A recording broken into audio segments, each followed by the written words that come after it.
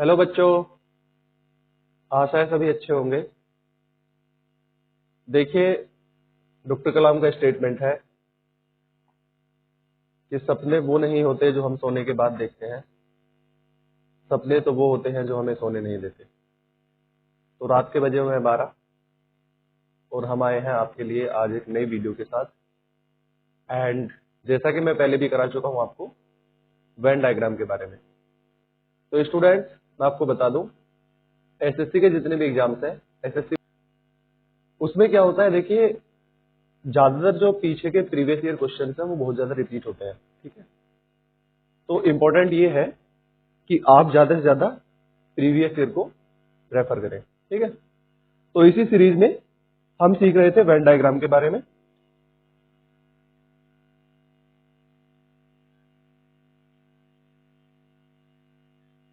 Venn diagrams, जिसका हिंदी में मतलब होता है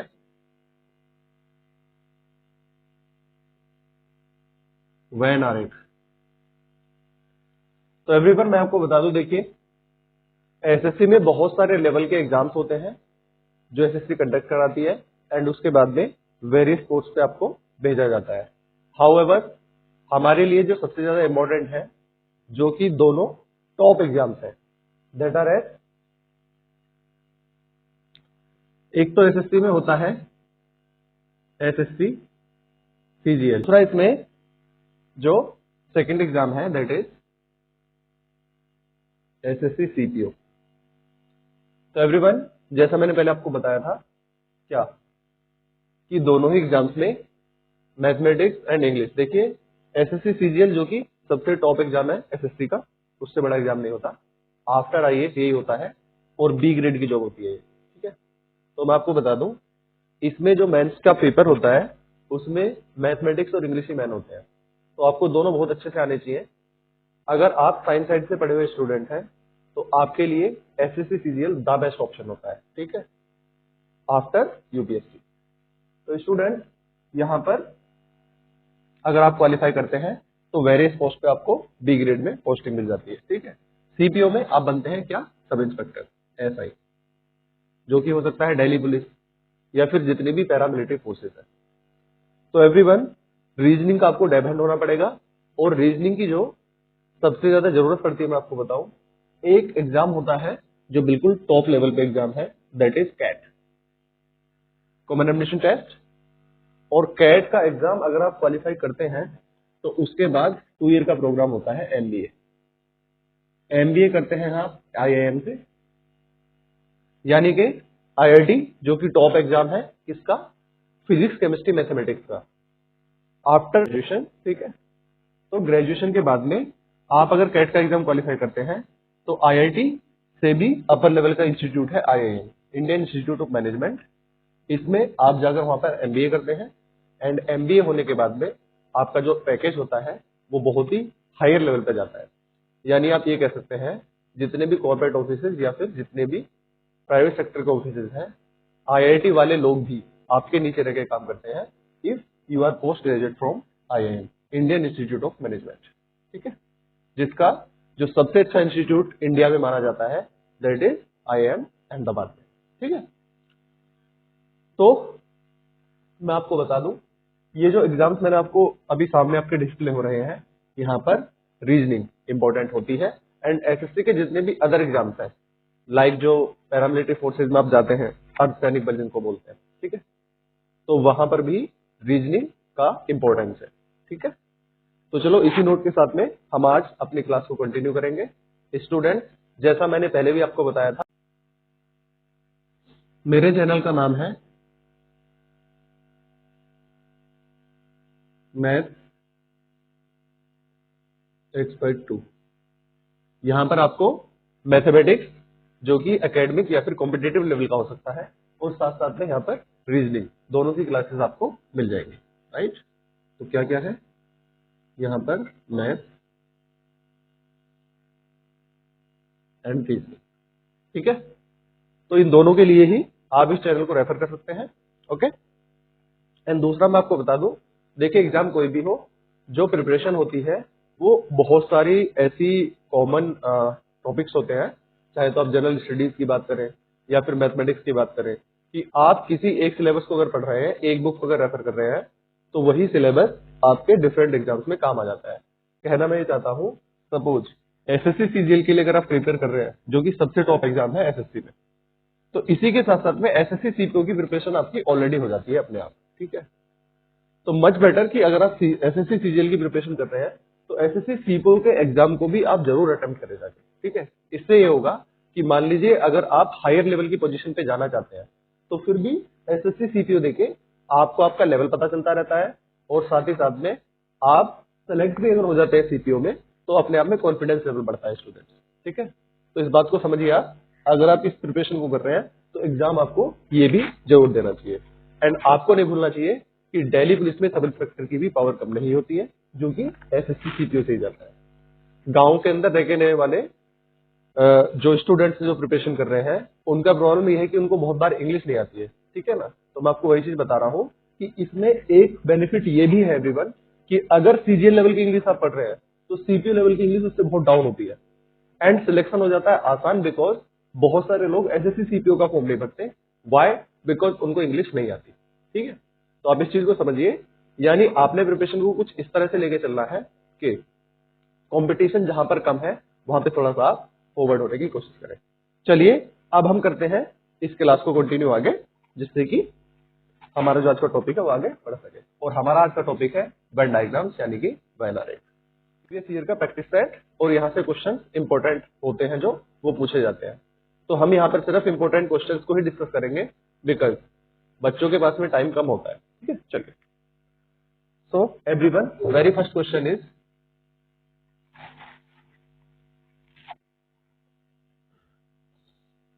इसमें आपको एक डायग्राम दिया हुआ है एंड उससे रिलेट करने वाला क्वेश्चन है।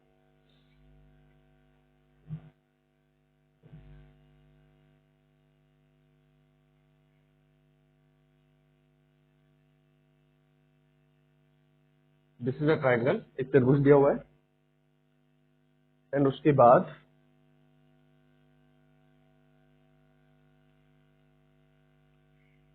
यहां पे है इस तरह का figure, and then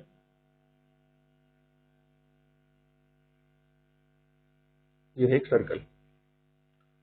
so everyone, ये एक डायग्राम दिया हुआ है, एंड इसमें नोटेशन है 1 2 3 एंड दिस इज 4। ये किस तरह का डायग्राम है? आपसे कह रहा है दिए गए आरेख में व्रत बुद्धिमान व्यक्तियों का द्योतक है। ओके, तो व्रत है बुद्धिमान व्यक्ति,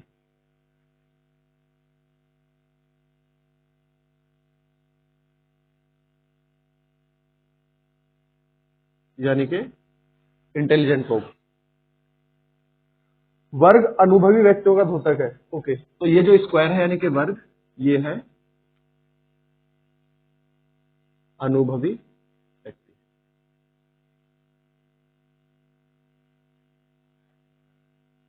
ओके, यानी कि देखिए, अनुभवी और व्यक्ति में और बुद्धिमान व्यक्ति में थोड़ा फर्क होता है, अभी हम बात करेंगे। नेक्स्ट है त्रिभुज अध्यापकों का द्योतक है। ऑलराइट, त्रिभुज का मतलब ट्राइंगल। सो दिस इज अध्यापकों का द्योतक। अध्यापक होना, अनुभवी होना और बुद्धिमान होना, ये तीनों अलग अलग चीजें हैं, इनके डिफरेंस को हमें समझना पड़ेगा।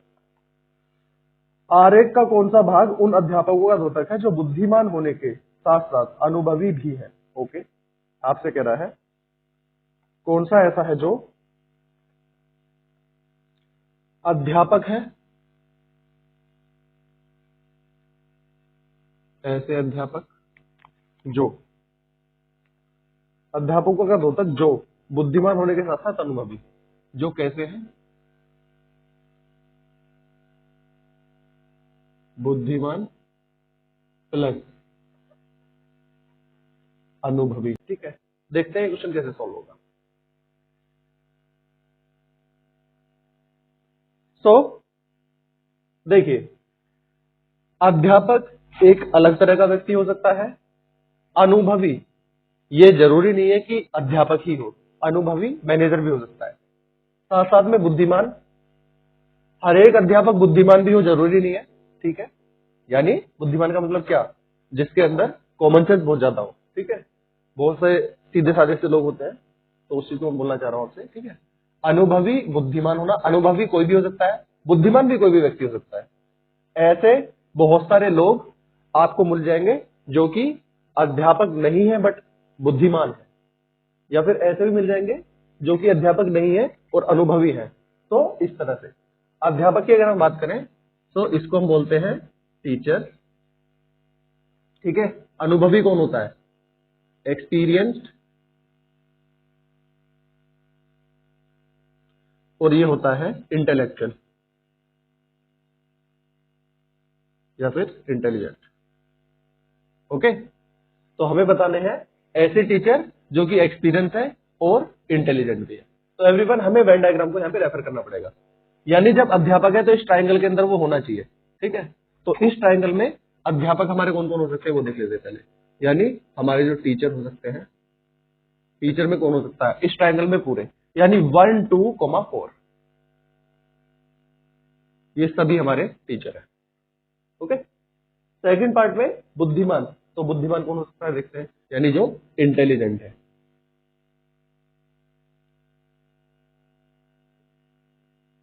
इंटेलिजेंट कौन है, इंटेलिजेंट का मतलब है सर्कल, तो सर्कल में कौन आता है 1 2 3, ये सर्कल कहता है। ओके, लास्टली जो एक्सपीरियंस है वो आ रहा है किसके अंदर, वर्क के अंदर। तो एक्सपीरियंस देखते हैं, एक्सपीरियंस में है वर्ग, यानी कि यहां पर है 4 2 3। चलिए तो 2 3 4 ये लिख लेते हैं, कोई प्रॉब्लम नहीं है। ओके, तो अब क्वेश्चन में हमसे पूछ रहा है अध्यापक होना चाहिए यानी कि टीचर होना चाहिए, वो बुद्धिमान भी होना चाहिए, ओके, यानी कि इंटेलिजेंट होना चाहिए। लास्ट पार्ट इज अनुभवी यानी कि एक्सपीरियंस भी होना चाहिए। तो हमें इसका मतलब ये हुआ जो तीनों में कॉमन है, एक ऐसा पर्सन, एक ऐसा ग्रुप जो तीनों को इंडिकेट कर रहा हो, यानी एक ऐसा अध्यापक बुद्धिमान भी होना चाहिए और अनुभवी भी होना चाहिए। तो देखते हैं, अब अगर हम यहां पे बात करें तो देखो 1 सब में कॉमन तो है नहीं, 2 भी 2 सब में कॉमन है, हाउएवर यानी कि जो 2 है वो एक ऐसा सेक्शन हो गया जो तीनों में कॉमन है, 4 सब में नहीं है, 3 भी सब में नहीं है। तो अवर आंसर इज 2 ओनली, ठीक है। बहुत ज्यादा मुश्किल क्वेश्चन नहीं है, देख लेते हैं फिर से। अध्यापक यानी कि टीचर डिनोट हो रहे हैं किससे, ट्राइंगल से। अनुभवी व्यक्ति हैं किससे, स्क्वायर से। और सर्कल में आ रहे हैं बुद्धिमान यानी कि इंटेलिजेंट। तो टीचर में इसमें ट्राइंगल में कौन कौन है 1 2 4, ओके। इंटेलिजेंट का मतलब ये बुद्धिमान में कौन है 1 2 3, एंड फाइनली जो अनुभव यानी कि एक्सपीरियंस है दैट इज 2 3 4। तो हमें ऐसे ग्रुप को उठाना है जो अध्यापक होने के साथ साथ में बुद्धिमान तथा अनुभवी भी हो। तो एवरीवन 2 सभी में कॉमन है, 2 एक ऐसा ग्रुप है जो टीचर में भी है, इंटेलिजेंस में भी है और एक्सपीरियंस। अगर आप इस क्वेश्चन को समझ रहे हैं तो इसका मतलब वेन डायग्राम में आपको वहां पे प्रॉब्लम नहीं आएगी। आई होप ये क्वेश्चन क्लियर होगा। अगर इस क्वेश्चन में कोई भी आपको डाउट है तो आप मुझे कमेंट सेक्शन में बता सकते हैं, आपको रिप्लाई किया जाएगा। चलिए अब हम थोड़ा सा मूव करते हैं नेक्स्ट क्वेश्चन की तरफ।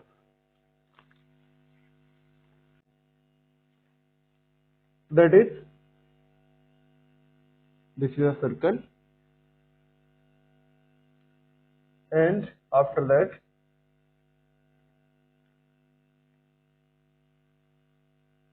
यहां पर आपको एक इस तरह का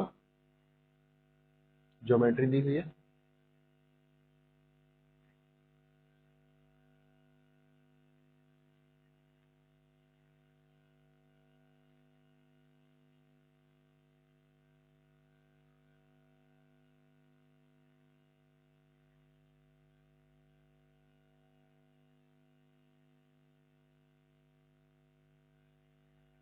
ओके, इसी में एक सेक्शन बना हुआ है दैट इज लाइक दैट।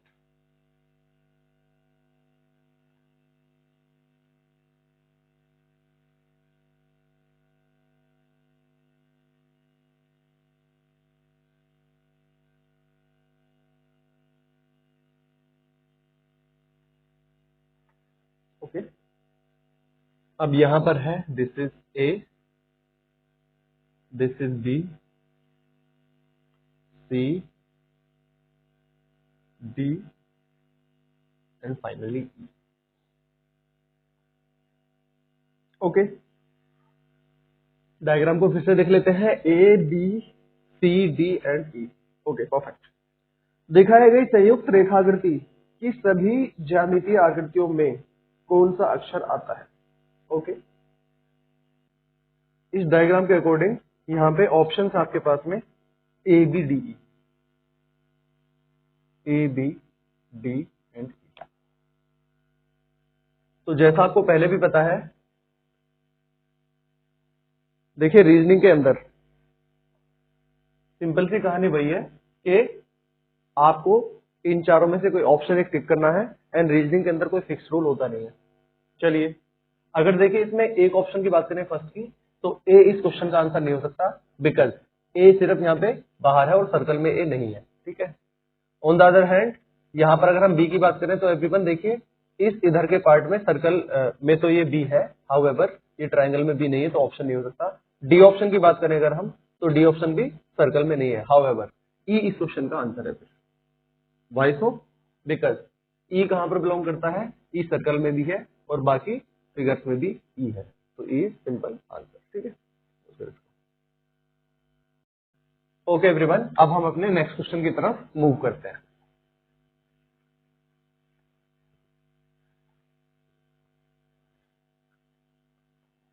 चलिए, the next question is question number 3। तो इसमें सबसे पहले हमें एक डायग्राम दिया हुआ है, देयर आर टू सर्कल्स। ठीक है, एक ये सर्कल है and this is another circle, and यहां पर एक है ट्राइंगल। तो देयर इज अ ट्राइंगल इस तरह। ओके, इसमें कुछ कैरेक्टर्स दे रखे हैं, this is A, B, this is D, E F, G and C. तो एवरीवन, ऑप्शंस हमारे पास में वी आर गिवन है B comma G, and option है यहाँ पे B comma D, here is A D C, and last part is A B सी।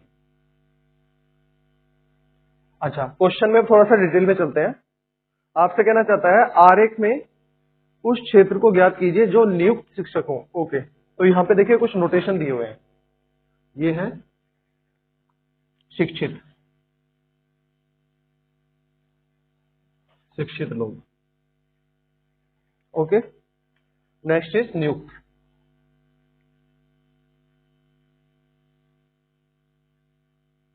नियुक्त है। अदर इज पक्की नौकरी, तो ये है पक्की नौकरी।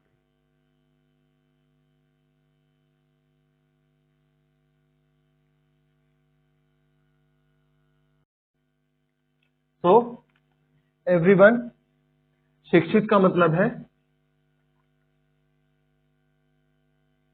लिटरेट, नियुक्त का मतलब है सिलेक्टेड, और पक्की नौकरी का मतलब है परमानेंट जॉब।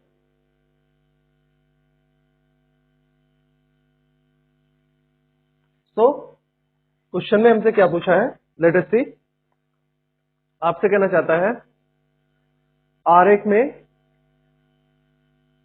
ज्ञात कीजिए जो नियुक्त शिक्षित व्यक्तियों के उस भाग को निरूपित करता है जिनकी नौकरी पक्की नहीं है।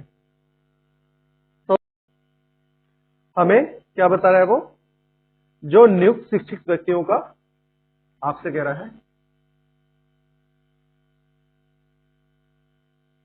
नियुक्त है एंड शिक्षित है, ये दोनों है। हाउएवर आपसे बोल रहा है नौकरी पक्की नहीं है। ओके, तो परमानेंट जॉब जिनकी नहीं है। ओके, देख लेते हैं क्वेश्चन में क्या बोला है। देखो 3 आपको सेक्शंस दिए हुए हैं, लिटरेट यानी कि शिक्षित, नियुक्त यानी कि सिलेक्टेड, और पक्की नौकरी परमानेंट जॉब है या नहीं है। बिकॉज जॉब जो आप करते हैं वो 2 तरह की हो सकती है, एक परमानेंट और एक हो सकती है टेम्पररी। तो नियुक्त एंड शिक्षित होना चाहिए, यानी कि लिटरेट एंड सिलेक्टेड होना चाहिए, बट वो परमानेंट जॉब ना हो। तो देखते हैं कैसे। यानी लिटरेट का मतलब ये पूरा सर्कल 1 इसके अंदर होना चाहिए। तो देखिए जो लिटरेट लोग हैं वो कौन कौन है, यहाँ पे मैं बता देता हूं आपसे।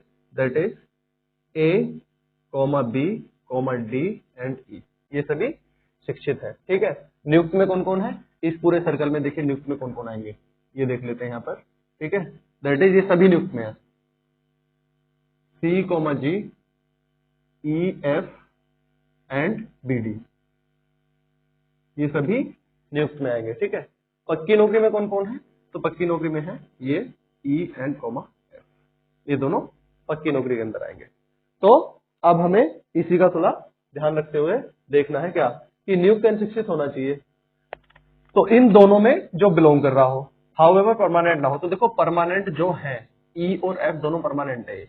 अब अगर इन दोनों में होना चाहिए तो हमारे पास में इन दोनों की वजह से, यानी यहां पर जो एक सेक्शन बनेगा ये क्या बनेगा, ये बनेगा BEF, ये बनेगा B, E, D, ये इन दोनों में। हाउएवर E इसमें से एलिमिनेट हो जाएगा। तो यहां पर एवरीवन इस ट्रायंगल में नहीं होना चाहिए, और जो सर्कल है दोनों उन सर्कल में होना चाहिए। तो इन सर्कल में यहां पर ये ऐसा सेक्शन है, ये तीनों में है, हाउएवर E इसमें से एलिमिनेट हो जाएगा। तो इसका मतलब ये है B, D हमारा आंसर है।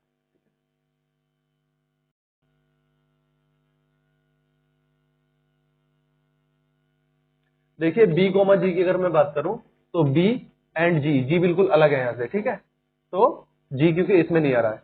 Okay, A, D, C, A यहां पर बिल्कुल ही अलग हो गया, तो ये ऑप्शन नहीं हो सकता। A दोनों में से कोई नहीं हो सकता, बिकॉज दोनों में होना चाहिए। तो A ये वाला, ये दोनों ऑप्शन सही नहीं हो सकते। B, G बिल्कुल अलग हो गया। हाउएवर एक यही ऑप्शन है B, D, जो कि सही है इस क्वेश्चन में। ठीक है, इसका आप स्क्रीनशॉट ले सकते हैं। उसके बाद हम चलते हैं थोड़ा आगे।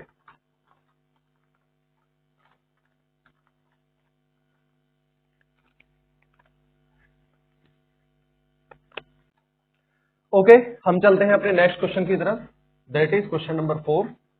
और एवरीवन इसमें दिया हुआ है आपको एक डायग्राम, यहाँ पे 3 सर्कल्स है।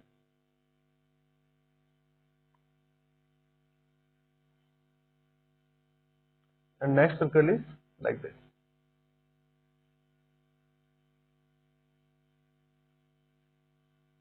ओके, यहाँ पे है C, P, P and A, Q and N।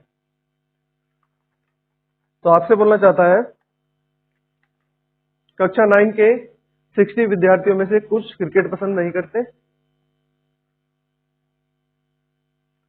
तो ये है क्लास 9, उसमें से कुछ क्रिकेट, आपसे बोल रहा है क्रिकेट पसंद करते हैं, क्रिकेट पसंद करते हैं। आगे क्या, कुछ टेनिस और कुछ वॉलीबॉल, कुछ टेनिस पसंद करते हैं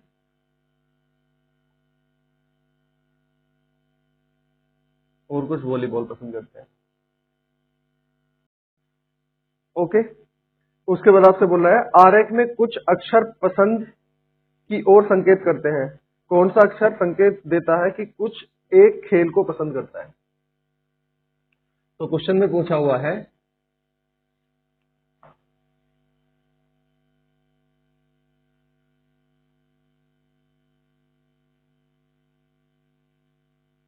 एक खेल को पसंद करने वाले बताने। ऑप्शंस देख लेते हैं हम सबसे पहले। देखिए क्वेश्चन कोई भी हो एमसीक्यू, उसमें ऑप्शंस को एक बार रेफर कर लेना चाहिए जरूर। Options here are QAPC।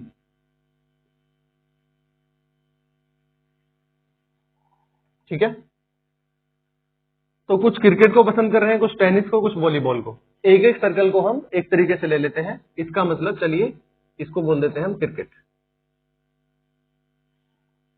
एक टेनिस, टेनिस का मतलब है दूसरा circle,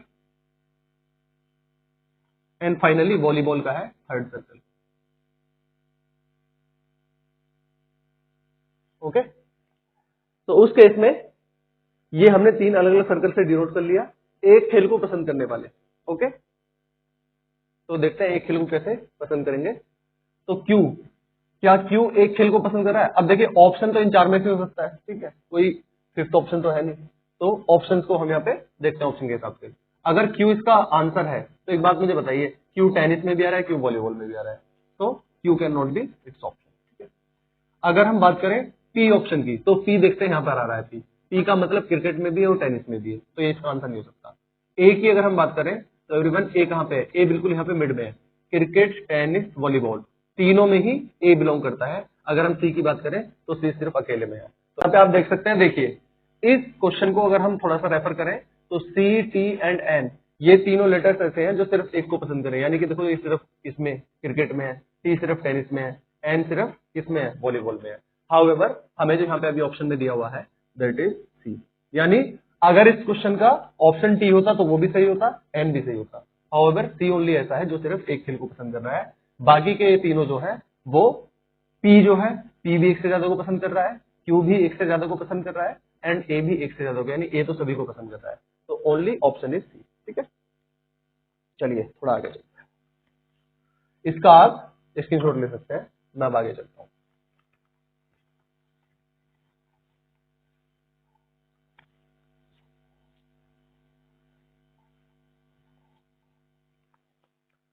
Okay, let us move to the next question.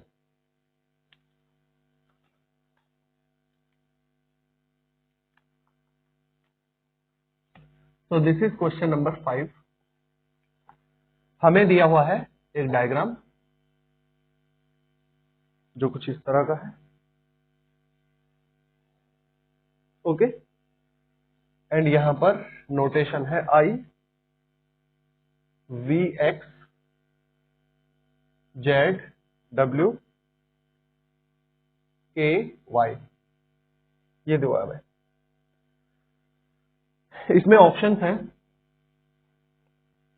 Z V X Y.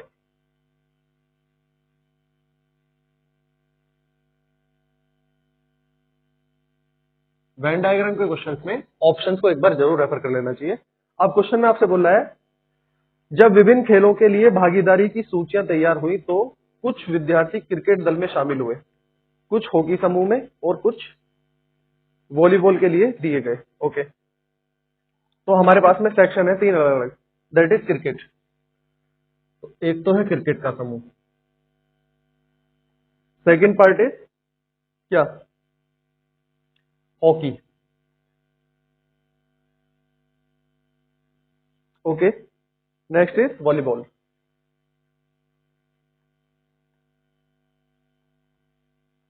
ये तीन सेक्शन बने हुए हैं।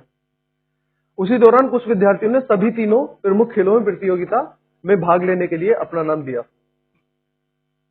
इस दिए गए आरेख में कैसे प्रदर्शित करेंगे? तो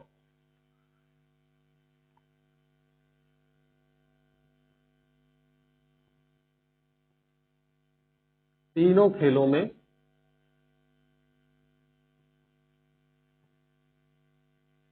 दिए गए नाम, ये पूछा हुआ है, ठीक है। सो एवरीवन, डायग्राम को अगर ध्यान से रेफर किया जाए, देखिए क्रिकेट, तो चलिए इसको मैं डिनोट कर लेता हूं अपने तरीके से। लेट अस सपोज क्रिकेट का मतलब है फर्स्ट सर्कल, तो दिस इज क्रिकेट।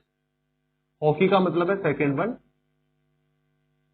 ये हॉकी है, and finally this is volleyball, ठीक है। तो तीनों खेल का मतलब क्या हुआ? जो तीनों में है। अब देखिए जेड की अगर हम बात करें तो जेड कहां पे है? हॉकी और वॉलीबॉल दोनों में जेड है, बट क्रिकेट में नहीं है, तो ये ऑप्शन सही नहीं हो सकता। अगर हम एक्स की बात करें तो देखिए एक्स कहां पे है? इस वाले क्रिकेट में है, हॉकी में भी है, एंड वॉलीबॉल में भी एक्स है, तो ऑब्वियसली इसका ऑप्शन ये नहीं हो सकता है। हम और आगे चेक कर लेते हैं बाकी के ऑप्शंस को। वी की अगर हम बात करें तो वी देखिए क्रिकेट और वॉलीबॉल दोनों में भी है, बट हॉकी में नहीं है, ठीक है। वाई की अगर हम बात करें तो वाई हॉकी और क्रिकेट दोनों में है, हाउएवर वॉलीबॉल में नहीं है। ऑलराइट, तो इसका मतलब यही आंसर इसका सही है। तो एस डिनोट करता है तीनों खेलों को। इसका मतलब क्या हुआ? All the three. ठीक है, ऑल द थ्री। तो आंसर है एक्स। ओके, चलिए इसका स्क्रीनशॉट आपने ले लिया होगा। अब हम थोड़ा आगे चलते हैं। एवरीवन कमेंट में आंसर, वीडियो को पॉज करके कमेंट में आंसर आप किया करो पहले, एंड जब उसको फिर बाद में चेक किया करो कि सही था कि नहीं, इससे आपकी प्रैक्टिस अच्छी हो जाएगी। चलिए अब हम थोड़ा अपने नेक्स्ट क्वेश्चन की तरफ मूव करते हैं।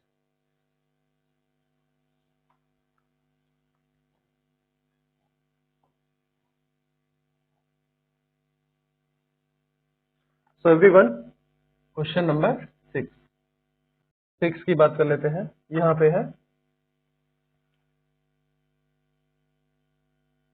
माताओं,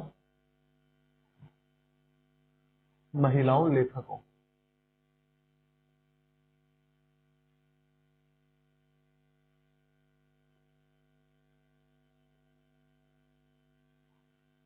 ओके, तो चलिए इसमें ऑप्शंस दिए हुए हैं आपको, जिसका नोटेशन बताना है।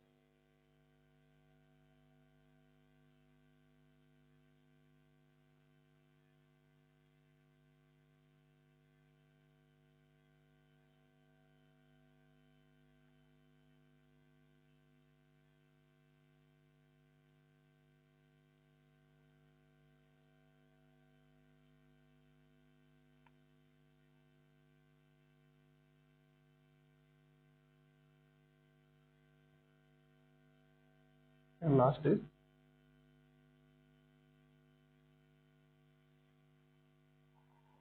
ओके। तो क्वेश्चन क्या है एवरीवन? हमें एक ऐसा ऑप्शन इसमें से चूज करना है जो माताओं, महिलाओं और लेखकों को शो करता हो। ठीक है, तो अगर आप अटेम्प्ट कर सकते हैं तो इसमें बताइए कि कौन सा हो सकता है। देखते हैं फिर।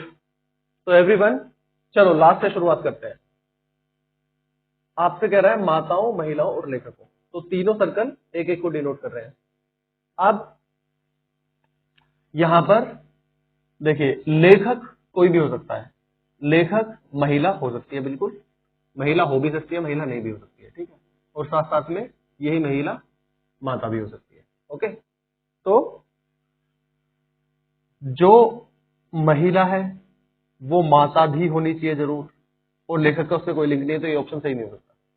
ठीक है, चलिए एंड सेकंड पार्ट में अगर हम बात करें तो देखिए, माताएं और महिलाएं, ये जो नोटेशन है बिल्कुल सही है इसके लिए, यानी कि यहां पर माता और महिला हो भी सकती है, नहीं भी हो सकती है, लेकिन वो सारे के सारे लेखक को डिनोट करें ऐसा जरूरी नहीं है। लेखक कोई अदर पर्सन भी हो सकता है, यानी कि ऐसा हो सकता है कि वो महिला भी ना हो, वो माता भी ना हो, लेकिन वो लेखक हो, तो ये भी इसको डिनोट नहीं करेगा। अब तीनों में, इसमें अगर हम देखें, अगर ये तीनों सर्कल में, तो माताएं, महिलाएं और लेखक, तो ये भी इसका सही ऑप्शन नहीं हो सकता। अब देखिए फर्स्ट ऑप्शन को हम देखते हैं जरा। ठीक है, तो इसमें क्या है, देखो अब माताएं और महिलाएं इन दोनों सर्कल से डिनोट हो जाएंगी, बिकॉज देखो ये तो हो सकती है। तो फर्स्ट ऑप्शन को अगर हम ध्यान से देखें तो देखिए, माताएं हो सकती हैं ये इसके अंदर, चलिए डिनोट भी कर देता हूं मैं, ये है माताएं यानी कि मदर, और बाहर ये हो सकती है क्या, महिला यानी कि लेडीज। और अब जो लेखक की अगर हम बात करें तो लेखक कुछ लेडीज भी हो सकती हैं यहां पर इतने पार्ट में, और उनमें से कुछ माता भी हो सकती हैं, और लेखक उससे बाहर भी हो सकता है, क्योंकि लेखक कोई पुरुष भी हो सकता है। ठीक है, तो इसका मतलब ये है, ये हो जाएगा फिर लेखक, और ये वाला कोइंसिडेंस बाकी सब में नहीं है। तो लेखक देख लो आप, डिनोट कर रहा है किसको, वो लेडी हो सकता है जो माता नहीं है और माता है दोनों को, और साथ साथ में लेखक कोई पुरुष भी हो सकता है, तो ये सर्कल हो गया लेखक के लिए। ठीक है, एंड ये सर्कल है किसके लिए, माता के लिए, और माता नहीं हो कोई लेडी, ऐसा हो सकता है, तो ये बाहर का सर्कल है उनके लिए, ठीक है। तो this is the first option that is correct. चलिए इसका स्क्रीनशॉट ले लीजिए। चलिए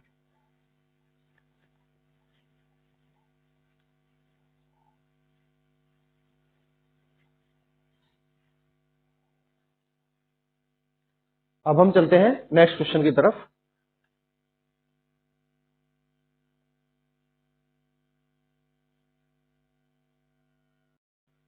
question number next. So everyone यहां पर डिनोट करा रहा है पत्नियां,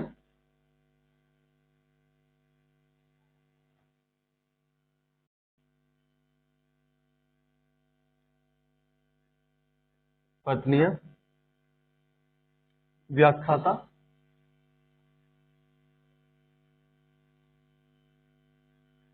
नेक्स्ट इज कामकाजी माताएं।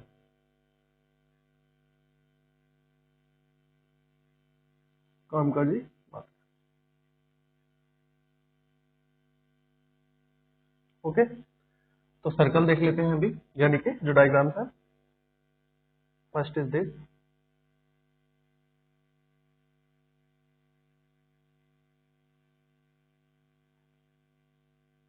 Next is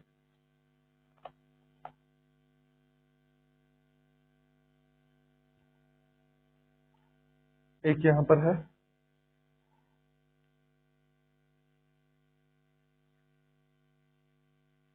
in the last part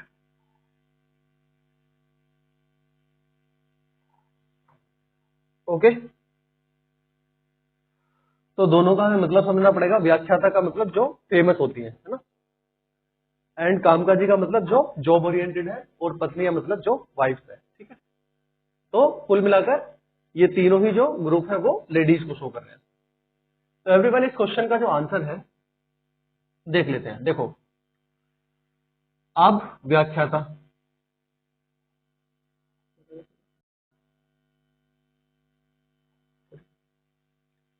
तो यहां पर एवरीवन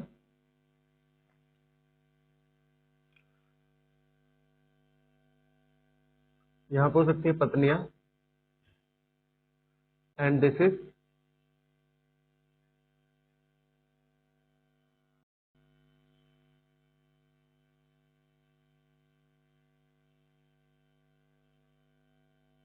कामकाजी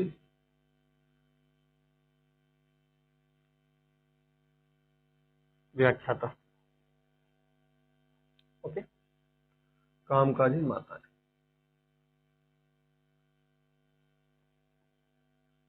सो एवरीवन ये जो डेफिनेशन है वो बाकी तीन ऑप्शन पे अप्लाई नहीं होती। हम देख लेते हैं कैसे।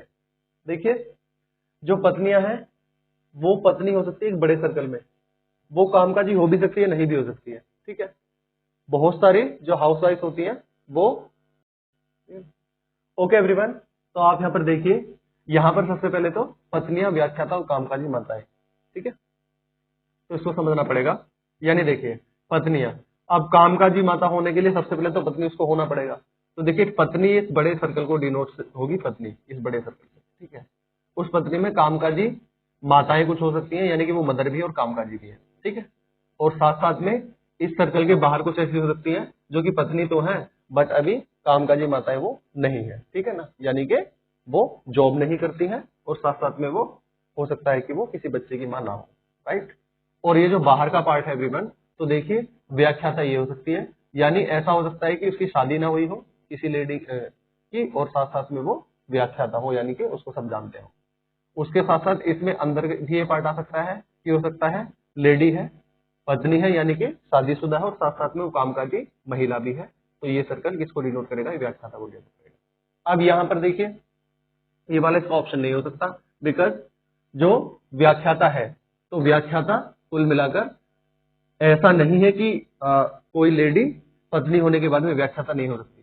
तो व्याख्याता और क्या पत्नी दोनों साथ साथ में पॉसिबल है, तो ये उसका ऑप्शन नहीं हो सकता, और ये भी इसका ऑप्शन नहीं हो सकता, बिकॉज तीनों इस तरह से भी ये डिनोट नहीं होंगे। एंड साथ साथ में ये दोनों बने ऐसा जरूरी नहीं है। यानी जो द बेस्ट ऑप्शन है एवरीवन वो ऑप्शन नंबर ए है। जैसा मैंने पहले भी आपको बताया था, रीजनिंग एक ऐसा सब्जेक्ट है, इसके अंदर कोई भी फिक्स रूल नहीं होता, ठीक है। रूल्स इसमें हर क्वेश्चन पे नए नए चेंज होते रहते हैं। तो हमें जब देखिए एक लॉजिक को पे फाइंड आउट करना होता है हमें लॉजिक को, तो हमें सबसे पहले ये चीज भी देखनी होती है उसके अंदर कि द बेस्ट ऑप्शन हमारे लिए कौन सा अवेलेबल है, ठीक है।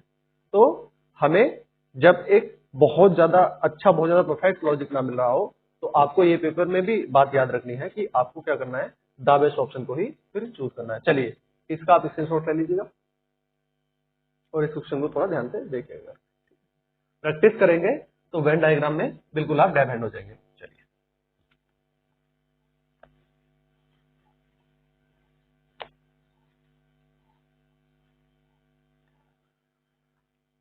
तो एवरीवन, ये है इस वीडियो का अंत, ठीक है। आपसे मुलाकात होगी नेक्स्ट वीडियो में। और जैसा मैंने आपको बताया, कंटिन्यूअसली आप मेहनत करते रहिए, ठीक है ना। ज्यादा से ज्यादा प्रैक्टिस करेंगे, यही एक तरीका है सक्सेस हासिल करने का, दूसरा और कोई भी रास्ता नहीं है। रीजनिंग हो चाहे कोई और सब्जेक्ट हो, आप ज्यादा से ज्यादा प्रैक्टिस करेंगे तभी उसके ऊपर परफेक्टली काम कर पाएंगे, तभी आप वहां पे क्वेश्चंस को कर पाएंगे, ठीक है। ज्यादा से ज्यादा जो एग्जाम्स, जैसा मैंने बताया, अगर आप एसएससी सीजीएल की प्रिपरेशन कर रहे हैं तो आपको सीपीओ वगैरह का भी एग्जाम दे लेना चाहिए, उसमें कोई प्रॉब्लम नहीं है। इससे आपका कॉन्फिडेंस लेवल पता चल जाता है। मेरे चैनल का नाम है मैथ एक्सपर्ट 2। इस चैनल को लाइक, शेयर एंड सब्सक्राइब करें। आज के वीडियो में इतना ही, आपसे फिर मुलाकात होगी। Thank you.